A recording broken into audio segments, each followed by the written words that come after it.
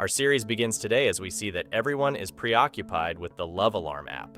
It's an app you download to your phone. Its gimmick is that it gives you a notification if someone in your area likes you, except for one person who wasn't interested in Love Alarm, JoJo. That's because JoJo has bigger concerns than thinking about love, even though many people around her admire her. Her focus is solely on school and work because her parents are deceased, and she currently lives with her aunt and cousin who treat her like a servant.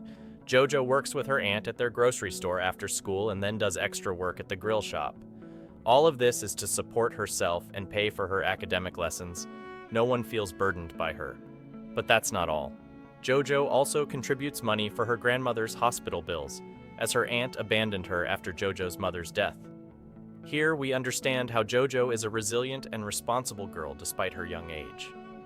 Sadly, JoJo sometimes has to eat expired food that her aunt discards to save money for school and herself. One day her close friend asks her to download the app because she'll surely find many admirers. JoJo tells her that her phone can't support the app's version. Her friend suggests that JoJo's mother could buy her a new phone, but JoJo hasn't told any of her friends that her mother is deceased. She tells her friend she'll handle it.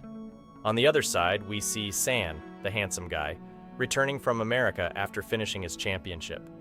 He goes to his friend's restaurant where he works to say hello. He sees him standing outside the restaurant and calls him to join him in the car. Young cancels on him, which surprises San. Moments later, he sees a beautiful girl leaving the restaurant. Young follows her until she boards the bus. San understands that Young likes this girl. Later, San asks Young to spend the night in his room today, which surprises Young. He asks San if he wants to leave his Grand Palace room and sleep in his humble room. Young finds San's request strange. We know that Young has lived with San since childhood in the same palace because Young's mother is San's housekeeper. They both wake up early the next day to go to school. When San enters the school, his love alarm keeps ringing because he's the most handsome guy in the school, and many girls admire him. By chance, he sees JoJo leaving the school, and they look at each other before she walks away. Over time, San notices that Young never takes his eyes off JoJo while they're at school. San asks Young to confess his love to her, but Young refuses, saying it's not possible because she always walks with another guy, Sun. San tries to convince him that she might not be involved with Sun and might just be cautious. Here, we learn that the guy San is talking about is named Sun, who always sticks to JoJo wherever she goes. She always tries to escape from him and can't stand him at all. One day, as JoJo leaves school, she feels someone following her, and when she turns around, she sees San. She asks him why he's watching her, but he tells her he came to tell her something. Suddenly, he realizes he likes her, and he also feels that she likes him, so he suddenly gets closer to her and they start walking together, joking and laughing. This makes JoJo late for her work at her aunt's grocery store. When she arrives, she finds her aunt waiting for her, yelling at her.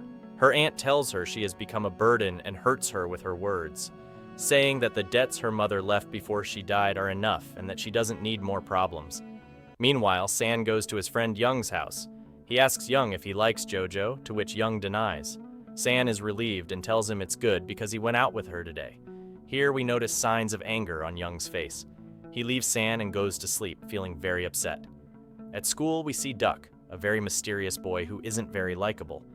But behind him, there's a mysterious secret. He has a crush on Gumi, JoJo's arrogant cousin, and he sends her a message on the app asking to meet her.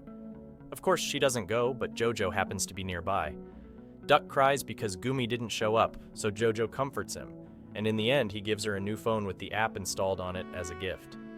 The next day, Sick, their classmate, enters the classroom yelling, showing his picture and approaching JoJo, hitting her. San can't defend himself because Sick is clearly very strong. When someone goes to report that his friend is being beaten, he quickly rushes to defend him. He ends up getting beaten up too. When JoJo learns about this, she goes to Sick to ask him why he did that. She is surprised when he confesses that he loves her and changed for her. She tells him that if he liked her, Love Alarm would have notified her when he was near her. He is shocked to realize that it didn't ring indeed, and she convinces him that it's just friendship feelings, nothing more. The next day, someone sends a message to the whole school containing a picture of JoJo and San together. They get exposed to the entire school. Gumi comes and continues to hit JoJo in front of everyone. threatening to reveal to everyone what happened to her parents before they died. Later, we learn more about love. We discover that it only works when someone loves you within a range of 10 meters from your location through the nerve signals humans emit. You can actually know if someone likes you or not. Then we find out that Jojo's close friend John is the one who took the picture of her and San and sent it to the school. The reason is that she is jealous of her because Stee likes her. It becomes clear that she loves Sick, but he doesn't know. Afterward, San asks Jojo to turn on Love Alarm together to see if their feelings are real or not. They actually go to a place within a 10-meter range, and there's no one else around. When they turn on Love Alarm, they are both surprised that it rings for both of them. This means that each of them likes the other and has genuine feelings. What's strange is that when Jojo walks around the school later, Love Alarm rings again. She gets excited and thinks that San is within a 10-meter range and wants to see him. But no, she looks around, but can't find him. So she follows the signals leading her to the school clinic. She opens the door and is surprised to find Young inside. He knows that she found out that he loves her. He quickly takes her hand and hides her behind the curtain of the clinic bed because he saw San coming after her. San enters the clinic to check on Young. Young tells him that he fell off his bike on his way to school and asks him to continue their conversation outside. At lunch break, San meets Jojo and asks her to join him on a school trip to Jeju Island. She refuses for a specific reason related to her family's past, but tells him she's busy with work. He tells her if she doesn't go, he won't go either. Then he gives Jojo a meal card for the school cafeteria, which will ensure she doesn't miss her meals and can eat at school like other students. He tells her to take care of herself and eat well. Jojo is very happy because now she can eat regularly at school for free. After that, she goes to sit alone at a table. We realize she's been bullied since her relationship with San. But we're surprised when San goes to sit next to her while she's eating and gives her some of his food. He tells her to eat well because she's got work to do. Of course, this doesn't sit well with the other girls at school who glare at them. Later, Gumi tells the whole school that Jojo used San to pay for her school meals. San mocks her and tells her to stay out of Jojo's way. He shocks her and tells her he would never be interested in someone like her. He also doesn't believe the rumors she spreads about Jojo because in the end, he'll choose Jojo, not her. Then the journalists come to interview San's mother, the famous retired star. They want to do an interview with her. She pretends they're a happy family and lies to the press, saying she does everything in the house herself for the sake of her son, San. But the truth is the housekeeper is the one who does everything, and she's actually Young's mother. That's why Young and San are childhood friends, raised together. Young feels sorry for San because he knows his family doesn't love him. All this is just for the press. And because Young saved San before when his mother tried to get rid of him by giving him an overdose of sedatives when he was a child. The next day, Jojo agrees to go on a trip to Jeju Island because of San. During the trip, Jojo meets Mil-young. She tells him the truth about Jojo's parents' death. He gets angry and asks her why she's telling him this. If he were in her place, he would think about himself too. How could she talk about her cousin like that anyway? But she tries to convince him to speak up against Jojo. At night, they all gather in the hotel room, playing games and laughing. Despite themselves, a fire breaks out, causing Jojo to have a panic attack. She remembers what happened to her family when she was a child and how she tried to wake them up during a fire but couldn't. She was forced to open the window and escape to save her life and went to her grandmother's. Of course, it wasn't easy at all for Jojo. She feels guilty every time she remembers she couldn't save her parents when she was a child.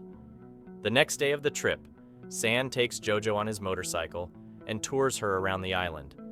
But he keeps looking at her and doesn't pay attention to the road, which causes them to have an accident. 4 years pass. With protests in the streets of Korea against the Love Alarm app, we also see Jojo, who has become a wedding planner.